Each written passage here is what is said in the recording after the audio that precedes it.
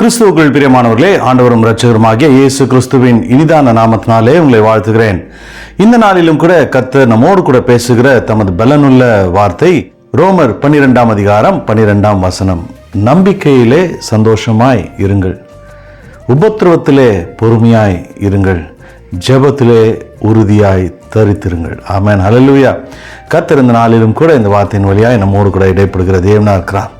நாம் நம்பிக்கையிலே சந்தோஷமாய் இருக்க வேண்டும். நாம் கர்த்தர் மீது வைக்கிற நம்பிக்கையில உறுதியாய் நிற்க வேண்டும். நாம் கர்த்தர் மீது வைக்கிற நம்பிக்கையில உறுதியாய் நிற்கும்போது அந்த நம்பிக்கை நம் உள்ளத்திலே ஒரு சந்தோஷத்தை கொடுக்கும்.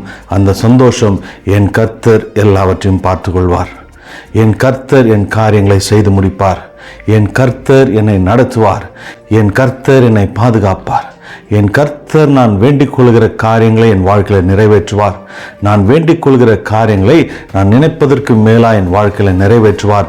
என் நம்பிக்கை கர்த்தர் மீது. ஆமென்.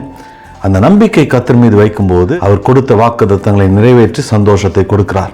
காரியங்கள் எல்லாவற்றையும் கர்த்தரிடத்தில் ஒப்பு கொடுத்து விட்டேன், நான் அவரை நம்புகிறேன், அவர் எல்லாவற்றையும் செய்து முடிப்பார், நான் சந்தோஷமாக இருப்பேன், எனக்கு ஒரு கவலையும் கிடையாது, எனக்கு இனி ஒரு கவலையும் கிடையாது, நான் சந்தோஷமாய் என் கர்த்தருடைய சமூகத்தில் இருப்பேன்.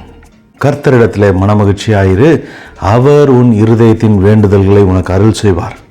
என் கர்த்தர் மீது என் நம்பிக்கை இருக்கிறது, என் வேண்டுதல்களை கர்த்தர் நிறைவேற்றுவார். ஆமென். மாத்திரமல்ல, உபத்திரவப்படும் போது பொறுமையாய் நாம் இருக்க வேண்டும். நம்முடைய வாழ்க்கையில் உபத்திரவம் வரும், பாடுகள் வரும். அநேகர் நம்முடைய வாழ்க்கையில் உபத்திரவத்தை கொண்டு வருவார்கள். அதன் மத்தியிலே நாம் பொறுமையாய் நம் தேவனுடைய சமூகத்தில் காத்திருக்க வேண்டும். பொறுமையாய் கர்த்தர் மீது நம்பிக்கை வைத்து அந்த நம்பிக்கையில பொறுமையாய் நாம் காத்திருக்க வேண்டும். இந்த உபத்திரவ காலங்களுக்கு ஒரு முடிவு உண்டு. இந்த உபத்திரவத்தை கர்த்தர் முடித்து வைப்பார். அவர் குறித்து வைத்த நாளில், குறித்து வைத்த நேரத்தில் என் உபத்திரவ காலங்கள் ஒரு முடிவுக்கு வரும் என்ற அந்த நம்பிக்கையோடு, விசுவாசத்தோடு, சந்தோஷத்தோடு நாம் பொறுமையாய் காத்திருக்கும் போது கர்த்தர் நம் உபத்திரவ காலங்களுக்கு ஒரு முடிவை வைத்து நாம் நினைக்காத காரியங்களை நம்முடைய வாழ்க்கையில் செய்து முடிக்க வல்லவராக இருக்கிறார். ஆமென், ஹல்லேலூயா. நாம் நம்பிக்கை வைத்து சந்தோஷமாக இருக்க வேண்டும், உபத்திரவத்திலே பொறுமையாக இருக்க வேண்டும், நாம் ஜெபிக்கிற ஜெபத்திலே உறுதியாய் தரித்திருக்க வேண்டும், கர்த்தரோடு இடைப்படுகிறதிலே உறுதியாய் தரித்திருக்க வேண்டும், கர்த்தருடைய பிரசனத்திலே உறுதியாய் தரித்திருக்க வேண்டும். கர்த்தருடைய பிரசனத்தை விட்டு விலகாதபடிக்கு, அவர் சமூகத்தை விட்டு விலகாதபடிக்கு அவரோடு கூட இடைப்பட்டு கொண்டிருக்க வேண்டும். நம்முடைய இருதயத்தில் கர்த்தரை தியானித்து கொண்டிருக்க வேண்டும்.